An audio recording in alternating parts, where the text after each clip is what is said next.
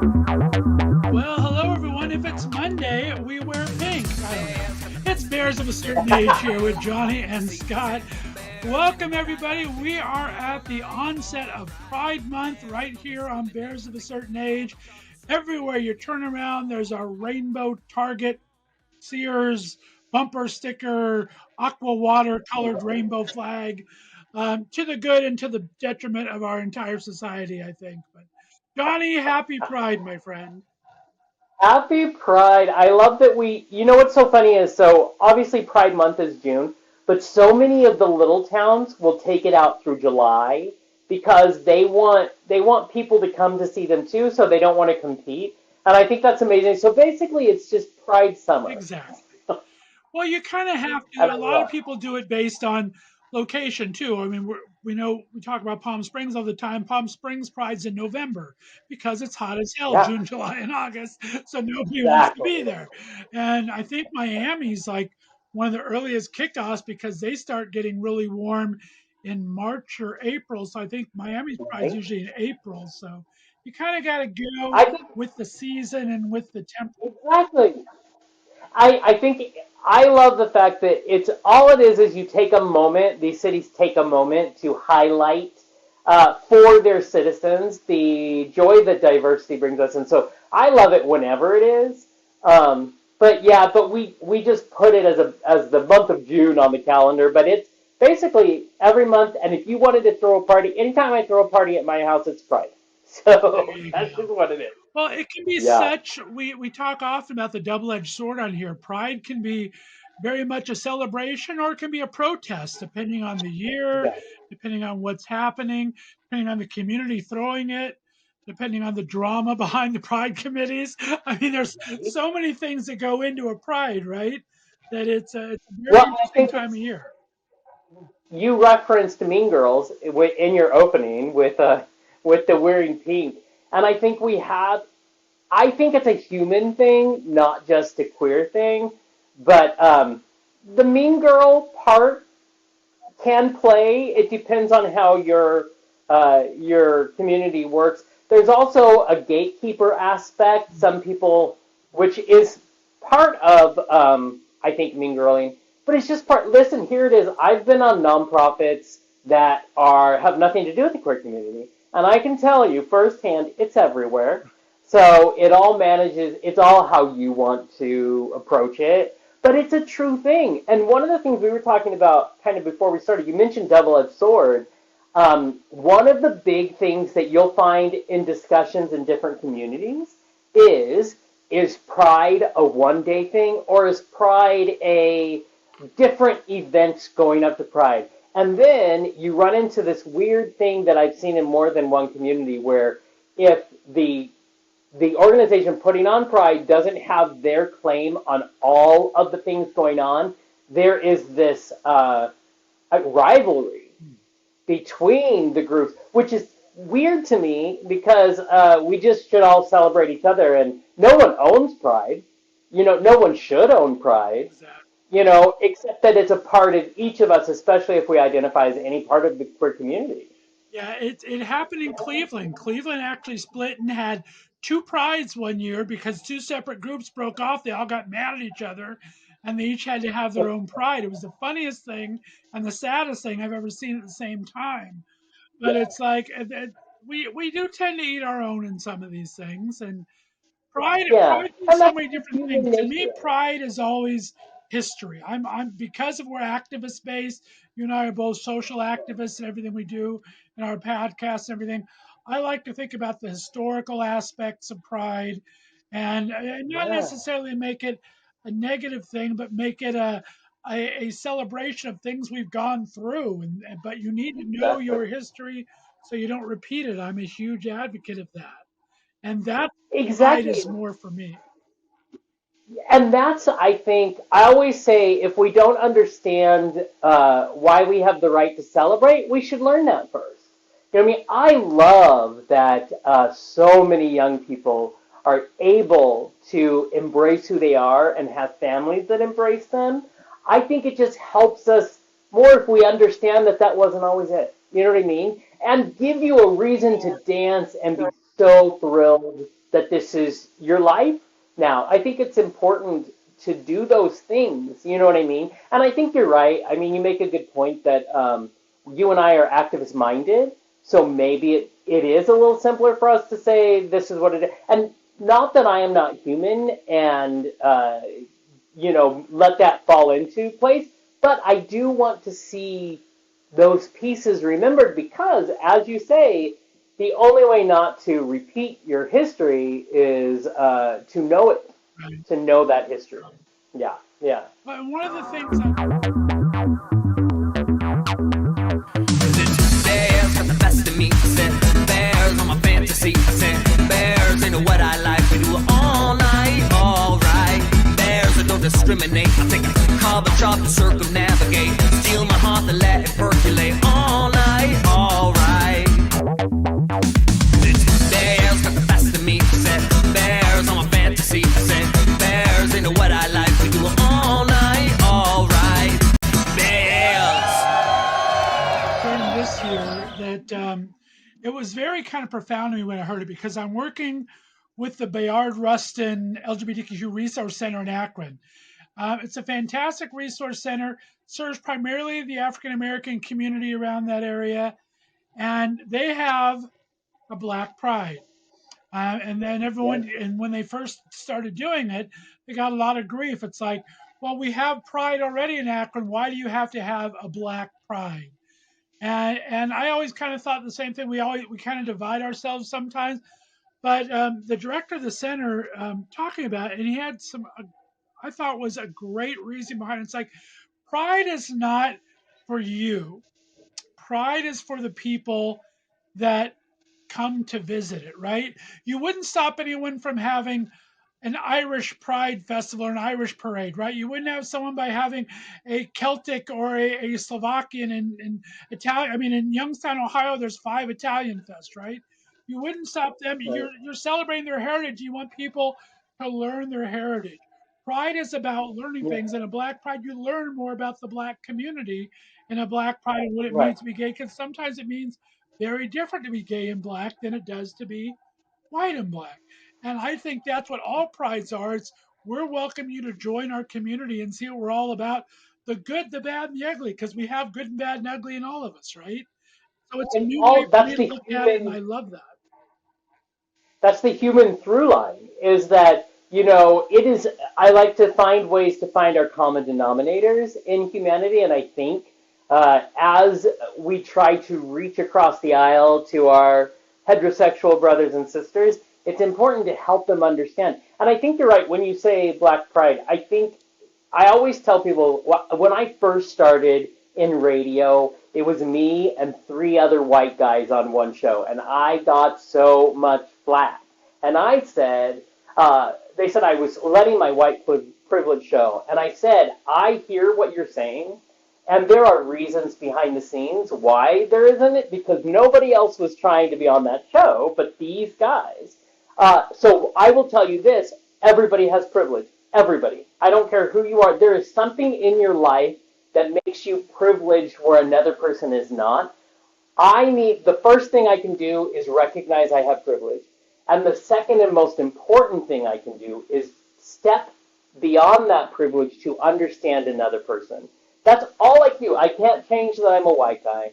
I can't change my age. I can't change that I'm a big old Right. queerdo. What I can do is take those things and then try to understand another person's shoes. Didn't Elvis tell us, did he have a song about you don't know a man till you walk a mile in that man's shoes?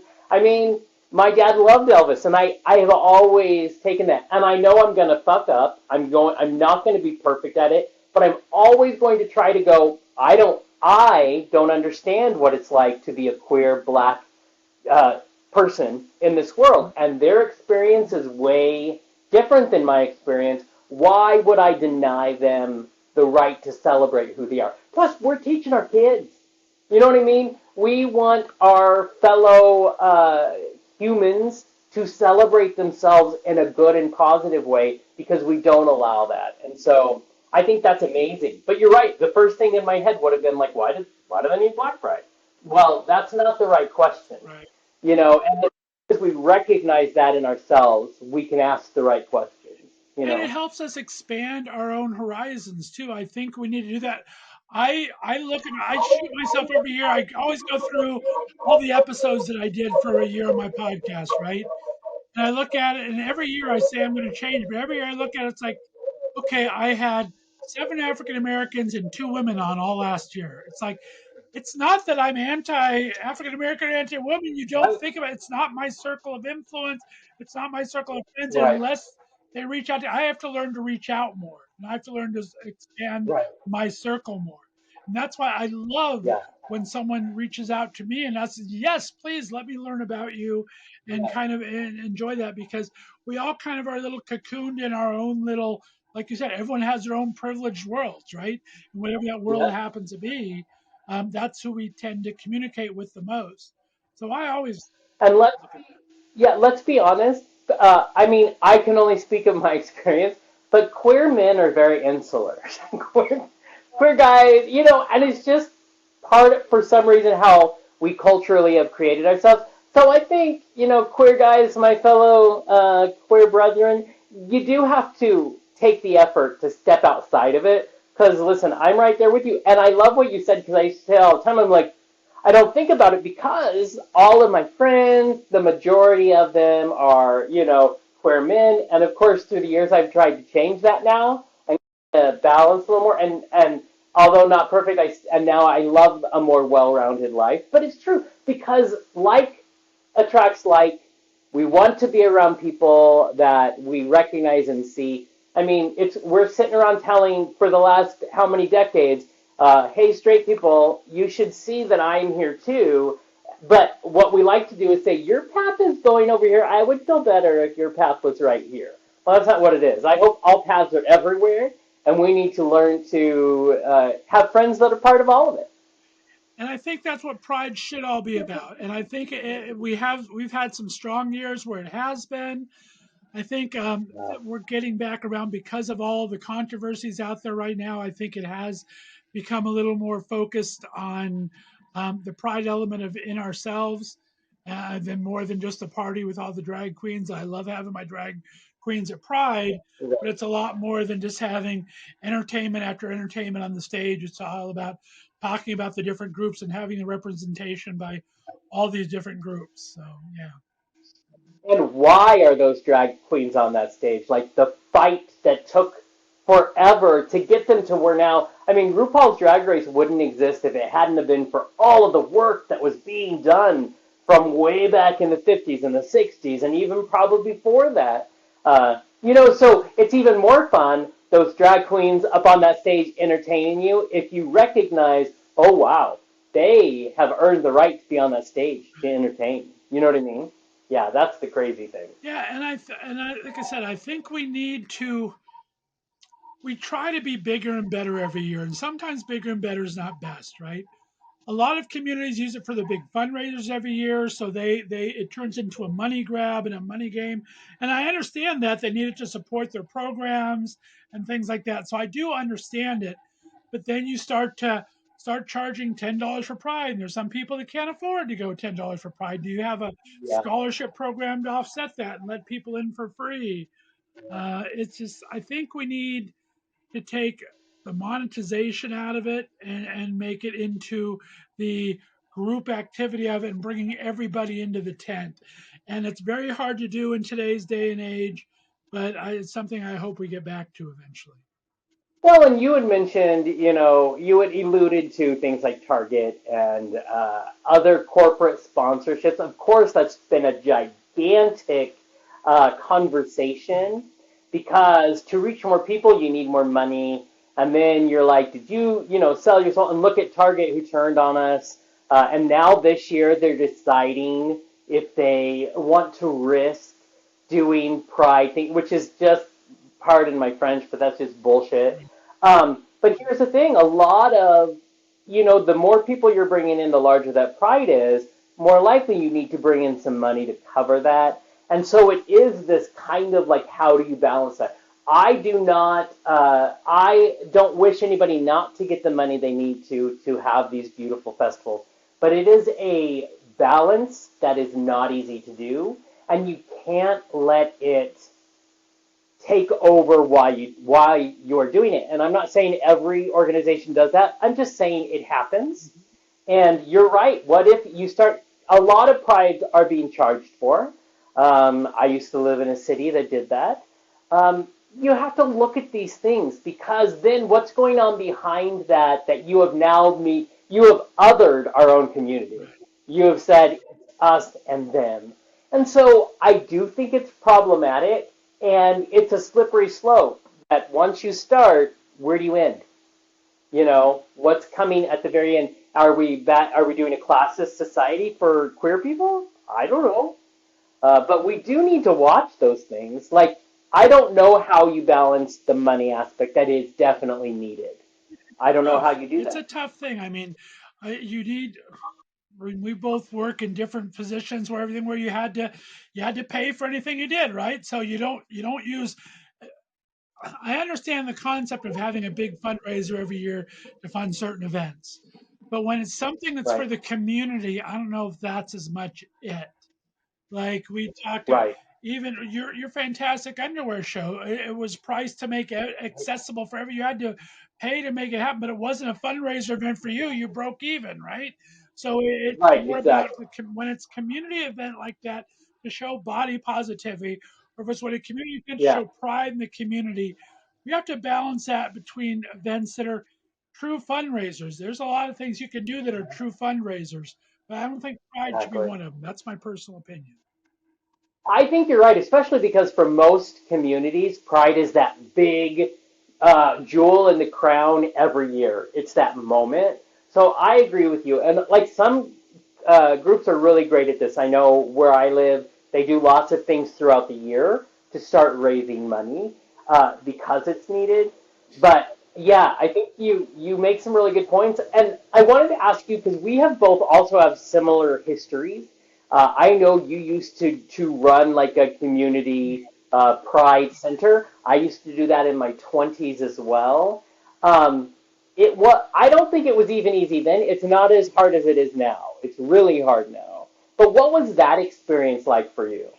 It was really difficult, especially in the more impoverished areas. I mean, Youngstown is not a huge demographic of rich people everywhere, so you're very much trying to you're battling with the coming out process and being out and open to a conservative turning more toward purple and red state every time. So you're balancing that. You're balancing having events, like you said, how much publicity can you do without there being the negative side of publicity that comes from the rest of the community. So you're always trying to weigh those kind of things, and that was very important to us. We were, I think, the group that has taken over now, and they're called Full Spectrum Community Center, and they've really done well. I mean, the Pride we've had a Pride Center around in Youngstown for a very long time, and I was very proud to be 3 years of it. We had a space donated to us that was nice, but it was not in the best shape. We made as best we could, but it was nice to have a space where we could meet, right? The current group has raised money to buy a house, and now they have their own house, and they've made a great Uh, they've found a way to get donations to do food pantries and drag closets and all these different wigs and different things for different people, and they're getting ready to do housing for people that are kicked out. I mean, they've really stepped up the game, things that I never would have thought of, and I stopped doing it only 5 to 10 years ago, so it hasn't been that long a time. But yeah, it was difficult doing the balancing act of being open enough to get enough people to support you, and being having the community to kind of support it behind there, to have enough people to make it exactly. happen. Yeah. It was a balance. And I have to say, so I'm very outspoken, shocking, I know. And I have to say, I have a lot of respect for the community organizations that do these things. So I never say anything out of disrespect. I know how hard that work is. So I love that people have taken that on. I would also say a lot of these organizations, like the one in our town as well, they do community, basically open houses or open forums. where you can come and say, these are my opinions.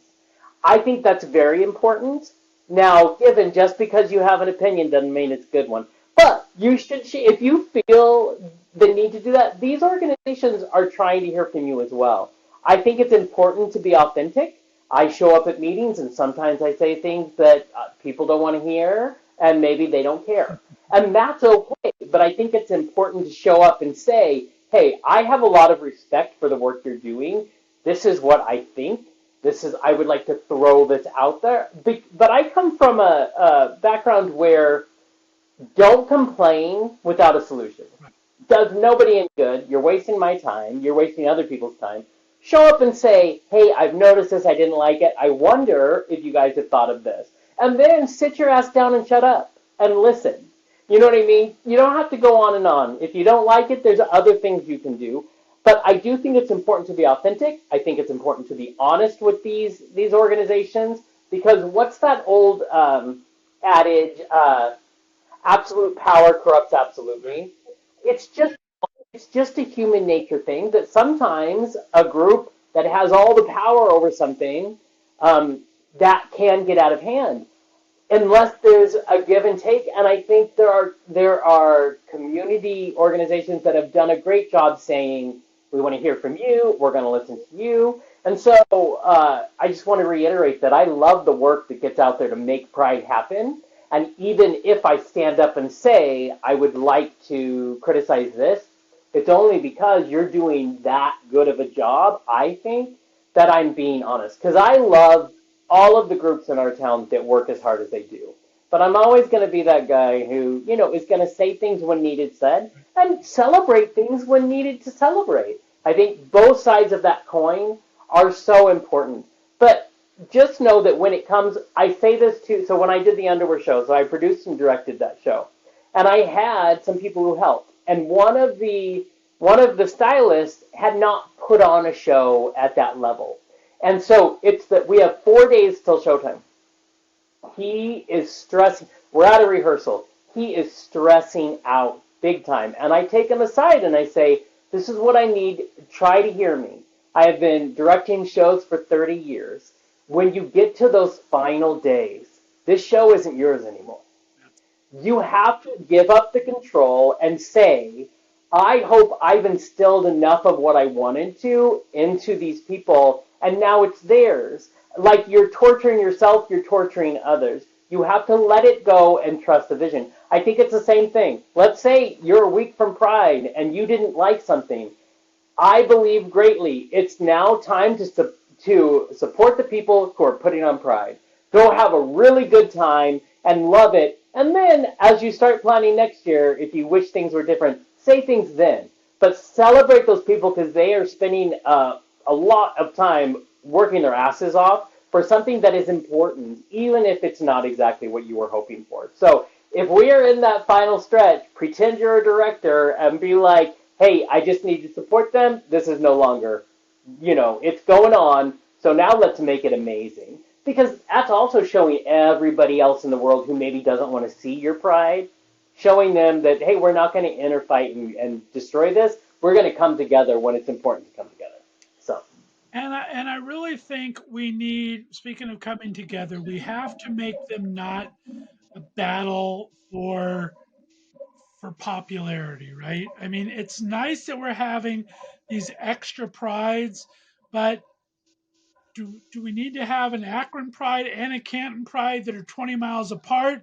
Can we combine our yeah, resources, make it cheaper for the community, have a better thing for our yeah, community? We had a discussion about that the other day, and we're still on the fence of it. It's like someone that was organizing one of our local prides said, "I can't believe that XYZ 20 miles away is putting on a pride the exact same day as ours." It's like, just be excited yeah, that they have the people that are motivated to put on a pride. Reach out to them and see yeah, next year, can we do it together? I mean, I think there is good and bad to that, right? right, It's nice to be able to, I can see both sides. I can see how wonderful is it that each town has a little bit of pride. Like I said, there's right, 3 Italian fests just in the greater Youngstown area because each have their own neighborhoods have their own young Italian pride. How nice is it to have your own gay pride in 3 different neighborhoods in your county? but it's also nice to do things together as well. So I think Yeah. we can't own it. We have to let it own the community, right? We have to let it also Yes. stand for a bigger thing. And that's what I think, And that's I what think my goal for prides are. so anytime I start a new project, I think you nailed it on the head there. I remind my team every time, what is our why? Before we start pre-production, what's the big why? Because you're going to need to keep returning to why are you doing this. Otherwise, you'll get sidetracked. You'll get lost in jealousy and competition and what is our why in this moment? And I agree with you. If there are many ways to handle that. Is there a way to come together next time? Is there but in the end, is it about the number we bring in that city and taking from or is it a why is the why? Why do you want pride?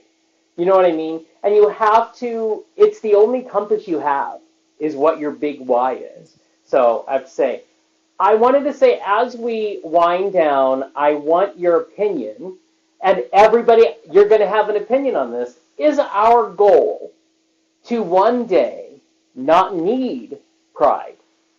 Like not need a big day to celebrate. Is that a goal the queer community should have? Given it's probably 100 years off, even to have that talked about. But what do you think? Like I said, I, my opinion on this has changed. That was always my goal, to where there's no pride was needed, that we're all one big happy family. But then like I said, I started thinking, and when I was talking to the community director of the Bayard Center, it's like, no, wouldn't it be kind of nice just to show off what we're all about? And just like the Italian people have their fest to show what being Italian is about. Make it a party. It doesn't have to be a protest. Let's have a pride party and show everyone what it's like to really love each other and what it's like, the positive sides of being gay. So I've turned the corner a little bit. Before I wanted it to never have to be a pride. Now I want to have the meaning change and make it just a huge celebration for everyone, not just for our community. What about you? See, I think that's amazing. I'm with you. And I don't know if it's because of our generation. I don't know if it's because we came up the same way in this fight. But I agree. I would love to see it to where it's a cultural celebration. We just want to share. It's a cultural exchange. I want to share with you what me as a queer guy, what I have incorporated in my life and the history that we have. But I still take that point where I still hope there's a day when it's no longer about the fight, where it's no longer about protesters who need to get in my face and tell me off, where it's about, oh, I'm going to go over here and check out that event because it's cultural and I want to know more about those people. And we do have to separate the emotion and our prejudice from the queer part. But I'm with you. I want to see that. I want that's so much more beautiful and celebratory. But also, I'm realistic and pragmatic, and I understand that right now is not that time, and maybe it won't happen in my lifetime. But I do hope that that's our trajectory and that's our goal. I do too, and I don't want to end this on a downer, but I just want to improve to go upon your point. Very interesting thing has happened. I decided that I wanted to do a post to promote the big gay road trip, which I don't, a paid post. I don't do paid posts for anything. I don't really believe in it, but I thought Right. I will do a paid post where I'll get out there so people will learn about it. It's been out for one day, and I've had 14 different hate comments and church comments from people.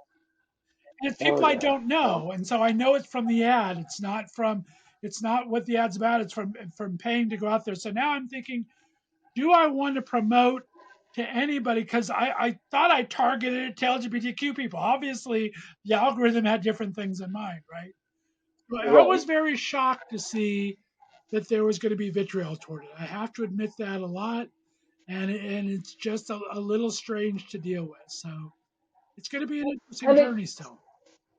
it seems unnecessary, to just regular people looking at things. I don't understand the need for that reaction. But you're talking to an old veteran of lots of hate mail, so I get it, and that is a question you ask every time. Do I feel safe enough to continue to promote something? But here's the thing: a lot of haters sit behind their keyboard, and that's where they feel the safest. And so sometimes you push through, but it is nerve-wracking. My So thing I is the get it, opposite. I'm not afraid enough, and I like to engage. So I'll engage back and forth and say, "Let it go. Be like right? frozen. Let it go." Yep. And I think I don't necessarily even see that as a downer. I see it as a reality and something that's okay to talk about because we need to. And but definitely don't engage. I'm All always right. Well, like, speaking of because let it's a it go, we need to one-sided let go this argument. episode. We promised ourselves to keep it to half-hour episodes. Happy Pride, Yeah, we everybody. can do it. Johnny, enjoy the big stage. I'm going to be having a Yeah. booth at all the different regional prides around here. I'm excited. Any last words of wisdom, my friend? Find a way to celebrate, however that is. Some people don't like big crowds. Just celebrate the queerness that's in you and the queerness in the community around you. Just find a way to be joyous. That's what I say. Wear your rainbow underwear and walk around the edges of the park. Just be a little bit there. I Exactly. I love it. Remember, you can always comment on this show. You can always subscribe if you want to see more of our shows. And you can always send us a comment at podcastbears@gmail.com. Scott and I love to hear from you. So, yeah. And until the next week will be another live. So you can jump on there and follow us there and send us your live comments. We love that too. Of course, every other Monday on Instagram, and otherwise, we'll be here and talking to you then. We appreciate you every week. Thanks so much for tuning in to Bears of a Certain Age. We will see you next week live on Instagram. Bye bye. Got the best of me. Said bears on my fantasy. Said bears into what I like. We do it all night, alright. Bears that don't discriminate. I take a carbon chop to circumnavigate. Steal my heart and let it percolate all night.